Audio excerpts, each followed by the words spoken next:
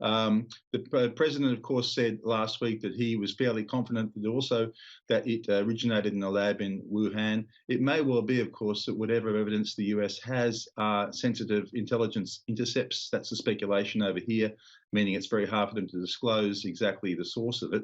But he was very confident, and who knows? Who knows? The US, of course, are backing Scott Morrison's push for an inquiry into the origins of the virus.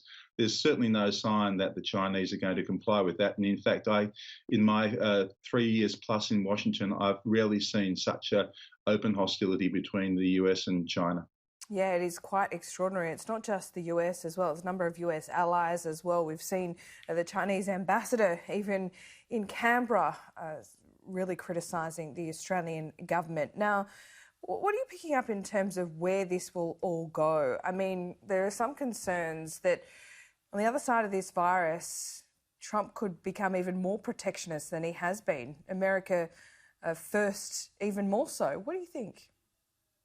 Well, look, at the moment, the problem, in fact, in the last 12 hours, has been a couple of very sort of worse forecasts, if you like. One of the White House projections has just been leaked to the New York Times, and it says there could be 3,000 Americans dying a day by early next month. That's almost double what we're seeing at the moment. Now, of course, it's just a projection. The White House is playing it down, saying it's one of a few, but that's a very depressing scenario. And we saw the president last night, American time, at the Lincoln Memorial in his interview, lifting the death toll, projected death toll, to around 100,000 from about 68,000 now. It looks like, just common adding things up at the moment, looks like it will be a lot more than that. So this is a real crisis for America, and there's a real happens at a time, Laura, of course, when the country is starting to open up, which is going to cause more of a second wave. So it's very uncertain times here. And he has said as well that he hopes a vaccine will be produced by the end of the year. That is certainly a shortened timeline than anything else I've heard.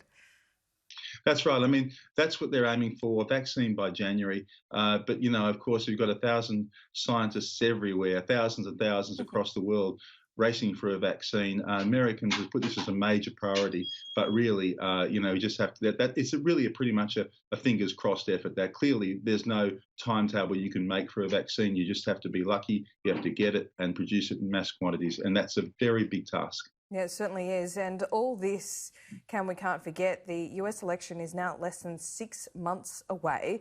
How are the polls tracking? Are there polls being conducted? Are they worth the paper they're written on at the moment? And we can't forget that Joe Biden has a few side issues as well. Has he been accused of sexual assault?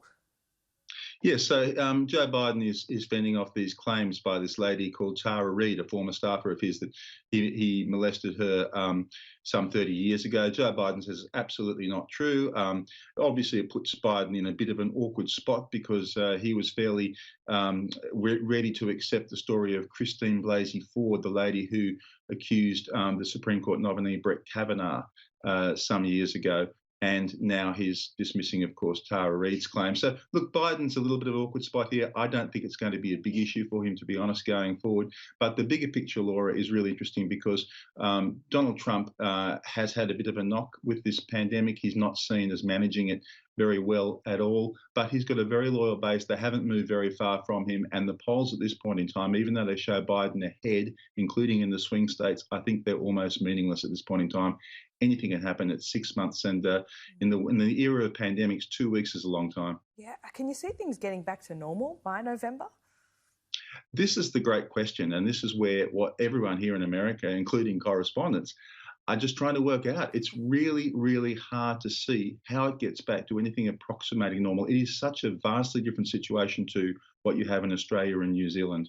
And it's a very free enterprise country. A lot of states are going it their own way, not worrying about the federal government guidelines. So, in theory, it's very hard to see much light at the end of the tunnel. I mean, it'll come to an end at some point, but you just can't see it right now. How is life as a correspondent in Washington at the moment?